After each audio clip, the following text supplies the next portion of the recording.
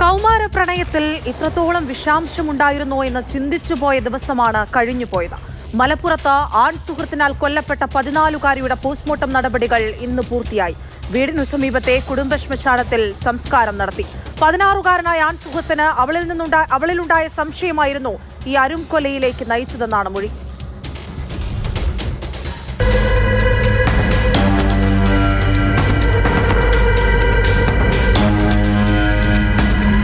വ്യാഴാഴ്ച അനുജത്തിക്കൊപ്പം സ്കൂളിലേക്ക് പോയതാണ് 9ാം ക്ലാസ്സുകാരി. എന്നാൽ ക്ലാസ്സിലെത്തിയിരുന്നില്ല. 16-കാരനായ ആൺസുഹൃത്തിനൊപ്പമായിരുന്നു ആ ദിവസം. മറ്റൊരാളുമായി പെൺകുട്ടിക്ക് അടുപ്പമുണ്ടെന്ന സംശയമായിരുന്നു 16-കാരന്. പുള്ളിപ്പാടം റെയിൽവേ ട്രാക്കിന് സമീപത്ത് വാഹനത്തിലെത്തിയ ശേഷം ഇവർ ഒരുമിച്ച് നടന്നു നീങ്ങി.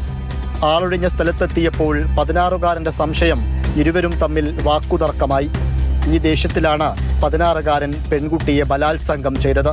ശേഷം കഴുത്ത് ഞെരിച്ച് കൊലപ്പെടുത്തി.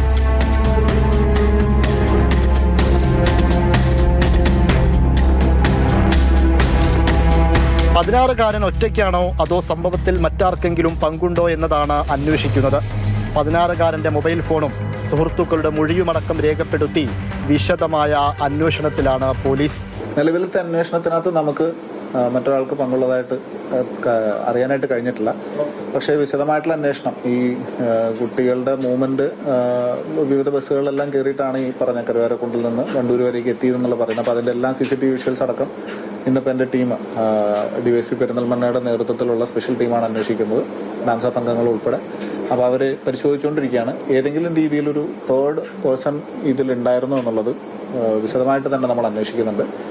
ഈ child in conflict with law നിയമവുമായി പൊരുത്തപ്പെടാത്ത കുട്ടി, അവൻ്റെ മൊബൈൽ ഫോൺ നമ്മൾ വിശദമായി പരിശോധിക്കുന്നുണ്ട്. CDR കളക്ട് ചെയ്ത് അത് പ്രകാരമുള്ള അന്വേഷണവും ആ സമയത്ത് അവർ വിളിച്ചിരുന്നതും അവനെ വിളിച്ചിരുന്നതായിട്ടുള്ള ആളുകളെല്ലാം നമ്മൾ വെരിഫൈ ചെയ്തുകൊണ്ടിരിക്കുകയാണ്. പക്ഷേ ഇപ്പോൾ ഈ മൊമെന്റ് വരേക്കും നമുക്ക് മറ്റൊരു ഇന്റർവെൻഷൻ ഉള്ളതായിട്ട് അറിയാൻ കഴിഞ്ഞിട്ടില്ല. പക്ഷെ അത് തീർച്ചയായിട്ടും വിശദമായിട്ട് തന്നെ പരിശോധിക്കും. ഇരുവരും തമ്മിലുള്ള പ്രണയബന്ധം സ്കൂളിലെ സുഹൃത്തുക്കൾക്കും വീട്ടുകാർക്കും അറിയാമായിരുന്നു. ബന്ധത്തെ പെൺകുട്ടിയുടെ വീട്ടുകാർ വിലക്കിയിരുന്നു.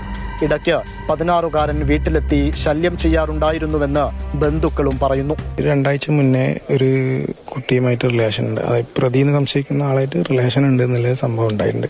അത് ഈ സ്റ്റേഷനിൽ വെച്ചിട്ട് തന്നെ ഒരു മധ്യസ്ഥം പറഞ്ഞു വിട്ടതാണ്, ഇനി അങ്ങനെയൊന്നും ഉണ്ടാവില്ല എന്ന് പറഞ്ഞ് അന്ന് തന്നെ ഈ പയ്യന് ഈ കുട്ടീൻ്റെ അമ്മേനോട് കുറച്ച് വെല്ലുവിളി കാര്യങ്ങളൊക്കെ നടത്തിയിട്ടുണ്ട്.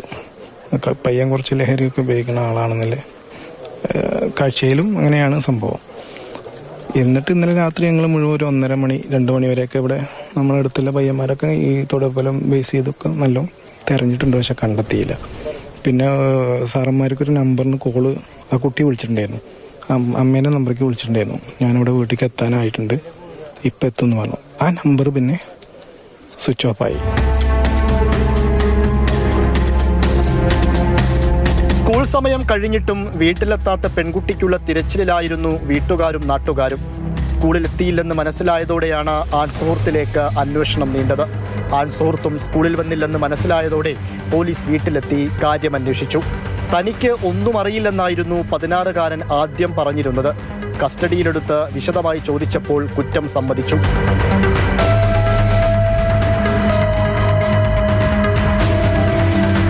പെൺകുട്ടിയുടെ ശരീരത്തിൽ ആകെ മുറിവുകളായിരുന്നു. മഞ്ചേരി മെഡിക്കൽ കോളേജിൽ പോസ്റ്റ്മോർട്ടം നടപടികൾ പൂർത്തിയാക്കി. 16-കാരനെ JJ ബോർഡിന് മുൻപിൽ ഹാജരാക്കി ചിൽഡ്രൻസ് ഹോമിലേക്ക് മാറ്റി. ടോക്സിക് പ്രണയബന്ധമായിരുന്നു ഈ 2 സ്കൂൾ വിദ്യാർത്ഥികൾ തമ്മിലുണ്ടായിരുന്നത്.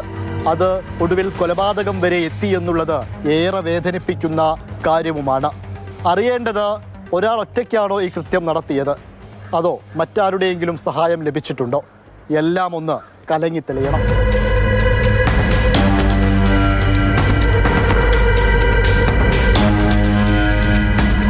മാതൃഭൂമി ന്യൂസ്, മലപ്പുറം.